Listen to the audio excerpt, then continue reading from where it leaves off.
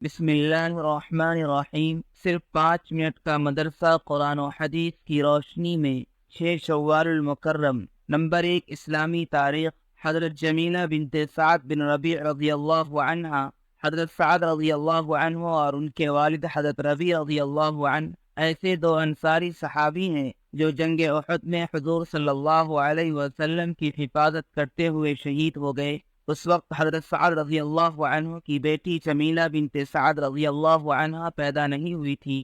سعد رضی اللہ عنہ کے انتقال کے بعد ان کی بیوی نے آ کر شکایت کی کہ سعد کے بھائی نے میراث کا مال لے لیا اور سعد رضی اللہ عنہ کی دونوں بیٹیوں کو اور مجھے کچھ بھی نہیں دیا۔ اس پر اللہ تعالیٰ نے میراث کی تقسیم کے بارے میں آیت نازل فرمائی، جن میں اللہ تعالیٰ نے بیویوں اور بیٹیوں کو بھی مال وراثت کا حقدار بتایا ہے۔ اسلام سے قبل کسی مذہب یا سماج میں عورتوں کو میراث میں حصہ دینے کا رواج نہیں تھا۔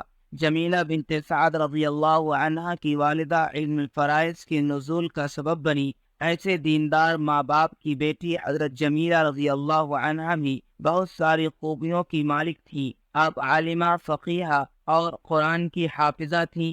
علم الفرائض سے خوب واقف تھی۔ اپنے گھر میں بچوں کو قرآن پڑھاتی اور ساتھ ہی آیات کا شان نزول بتاتی تھی۔ طلبہ ان سے آ کر استفادہ کرتے۔ ایسی عالمہ فاضلہ صحابیہ رضی اللہ عنہ کی اولاد بھی علم سے معمور تھی۔ حضرت خارجہ بن زید رضی اللہ عنہ ان کے بیٹے ہیں جو مدینہ منورہ کے 7 بڑے فقہاء میں سے تھے۔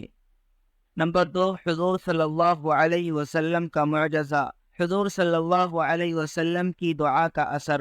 حضرت ابو لیلہ فرماتے ہیں کہ حضرت علی رضی اللہ عنہ ٹھنڈی میں گرمی کے کپڑے پہنتے تھے اور گرمی میں ٹھنڈی کے۔ میں نے ایک دن ان سے پوچھا تو حضرت علی رضی اللہ عنہ نے فرمایا، خیبر کے دن میری آنکھیں درد کر رہی تھیں۔ ایسے وقت میں رسول اللہ صلی اللہ علیہ وسلم نے مجھے بلا بھیجا تو میں نے کہا، حضور میری آنکھیں درد کر رہی ہیں۔ اس وقت حضور صلی اللہ علیہ وسلم نے میری آنکھوں میں اپنا تھوک مبارک لگایا اور دعا کی، یا اللہ تو علی سے گرمی اور سردی کو دور کر دے، چنانچہ اس دن سے مجھے گرمی اور سردی کا احساس نہیں ہوا۔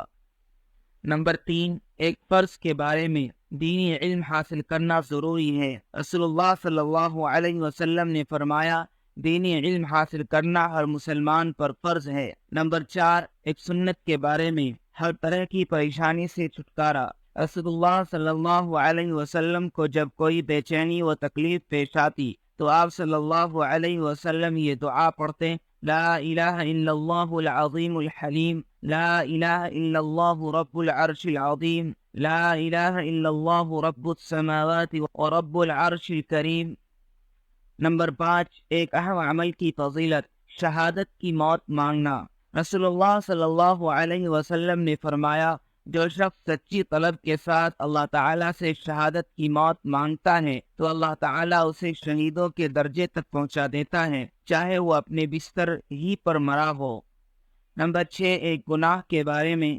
حلال کو حرام سمجھنا گناہ ہے۔ قرآن میں اللہ تعالیٰ فرماتا ہے، اے ایمان والو، اللہ نے تمہارے لیے جو پاک و لذیذ چیزیں حلال کی ہیں ان کو اپنے اوپر حرام نہ کیا کرو اور شرعی حدود سے آگے مت بڑھو، بے شک اللہ تعالیٰ حد سے آگے بڑھنے والوں کو پسند نہیں کرتا۔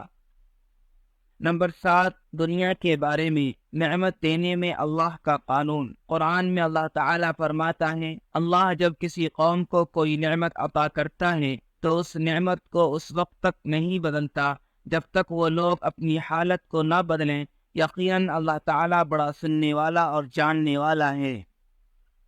نمبر 8، آخرت کے بارے میں۔ قیامت کن لوگوں پر آئے گی؟ رسول اللہ صلی اللہ علیہ وسلم نے فرمایا، قیامت صرف بدترین لوگوں پر ہی آئے گی۔ خلاصہ، جب تک اس دنیا میں ایک شخص بھی اللہ کا نام لینے والا زندہ رہے گا اس وقت تک دنیا کا نظام چلتا رہے گا، لیکن جب اللہ کا نام لینے والا کوئی نہ رہے گا اور صرف بدترین اور برے لوگ ہی رہ جائیں گے تو اس وقت قیامت قائم کی جائے گی۔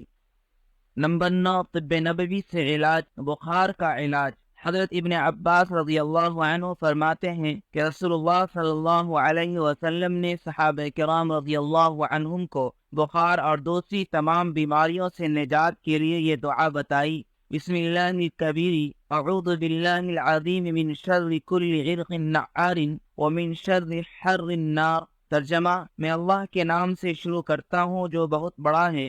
میں اس اللہ تعالیٰ کی پناہ مانگتا ہوں جو بہت عظمت والا ہے، ہر جوش مارنے والی رگ کی برائی سے اور آگ کی گرمی کی برائی سے۔ نمبر 10، نبی صلی اللہ علیہ وسلم کی نصیحت۔ رسول اللہ صلی اللہ علیہ وسلم نے فرمایا، جب تمہارے یہاں کوئی ایسا شخص نکاح کا پیغام دے جس کے دین و اخلاق سے تم مطمئن ہو تو اس سے نکاح کر دیا کرو، اور اگر تم نے ایسا نہیں کیا تو زمین میں زبردست فتنہ و فساد پھیل جائے گا۔